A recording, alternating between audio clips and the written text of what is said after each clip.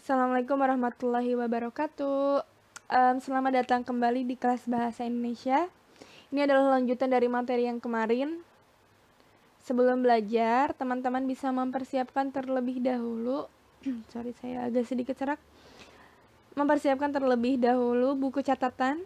Jangan lupa pulpen, ya. Lanjut saja. Hari ini kita akan membahas mengenai menyajikan peta konsep dari buku fiksi dan non-fiksi. Kemarin kita sudah membahas perbedaan antara buku fiksi dan non-fiksi ya. Oke, langsung saja. Ini judulnya. Judulnya adalah menyajikan peta konsep dari buku fiksi dan non-fiksi. Harus tetap semangat.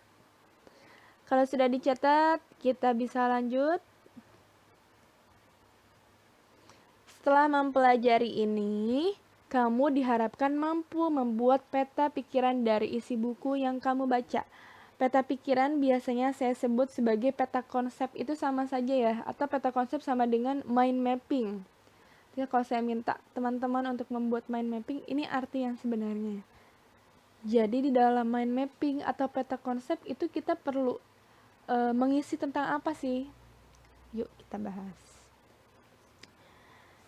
Peta konsep isi buku. Catatan tentang isi buku atau bacaan banyak sekali manfaatnya. Apalagi kalau kamu bermaksud membahas kembali isi bacaan itu. Kamu perlu melakukan persiapan. Di antaranya berupa catatan tentang pokok-pokok isi buku yang akan didiskusikan. Catatan yang kamu buat akan lebih mudah dibahas kembali apabila disajikan dalam bentuk peta konsep. Peta konsep isi buku. Isi buku pada umumnya terdiri atas beberapa bab dan di dalam setiap bab terdiri ke dalam beberapa subbab. Pada setiap subbabnya juga kembali dirinci ke dalam beberapa bagian lagi. Pembahasan isi buku seperti itu akan lebih mudah apabila disajikan ke dalam suatu pemetaan yang sering disebut peta konsep. Peta konsep juga sering saya sebut sebagai mind mapping. Jadi kalian jangan lupa peta konsep dan mind mapping itu sama. Berikut adalah bentuknya. Di sebelah kiri saya, atau di sebelah kanan dulu ya. Di sebelah kanan saya, ini adalah peta konsep atau mind mapping berbentuk tabel. Jadi ini tabel ya. Jadi kalian sebenarnya nggak salah kalau kalian mau buatnya seperti ini. Intinya di dalam peta konsep atau mind mapping itu untuk memudahkan kalian supaya kalian tahu di dalam bab itu kalian akan membahas tentang apa saja sih. Gitu ya. Nih, seperti di sini ada babnya ditulis, kemudian subbabnya apa saja. Kemudian bab 2 subbabnya ada apa saja, itu ditulis di dalam peta konsep atau mind mapping. Jadi sebetulnya tanpa kalian harus menulis artinya juga tidak masalah. Ini asalkan kalian tahu saja di dalamnya kita akan membahas apa saja.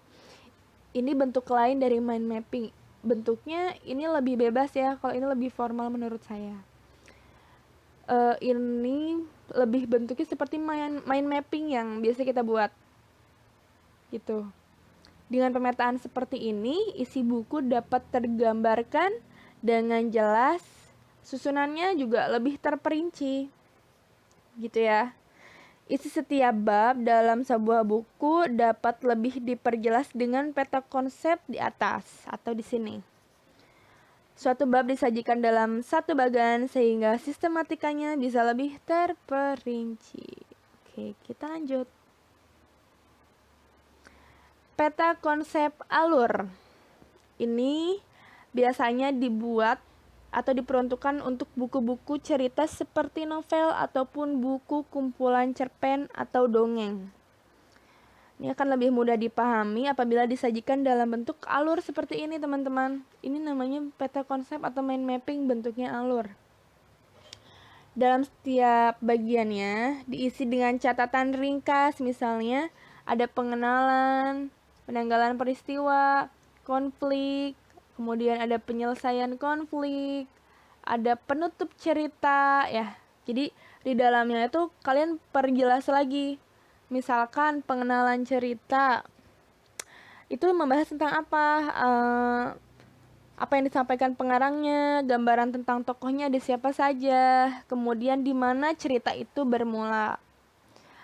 Kemudian ada penanggalan peristiwa. Jadi kalian jelaskan peristiwanya apa saja. Ini sudah kita bahas di materi drama. Ya, maksudnya alurnya. Kalian sudah pasti tahu isinya apa saja. Nah, itu diceritakan. Oke, itu peta konsep jenis alur. Peta konsep jenis alur diperuntukkan, ingat, peta konsep jenis alur diperuntukkan untuk buku-buku jenis cerita seperti dongeng atau cerpen supaya lebih mudah ya. Untuk pertemuan berikutnya silakan membaca hal-hal yang berkaitan dengan pokok masalah di bawah ini, yaitu teknik membaca untuk menemukan isi pokok buku. Jadi hari ini kita tidak menemukan tugas atau tidak mendapatkan tugas, melainkan kalian mencari tahu teknik membaca untuk menemukan isi pokok buku. Oke? Cukup sekian pertemuan kali ini. Sumbernya adalah Bahasa Indonesia, kelas 8 Kementerian Pendidikan dan Kebudayaan Republik Indonesia. Jangan lupa subscribe dan ingat, tetap sehat. Oke, semoga teman-teman bisa melepaskan rinduannya kembali ke sekolah ya, supaya bisa bertemu lagi dengan teman-teman lainnya. Terima kasih. Wassalamualaikum warahmatullahi wabarakatuh.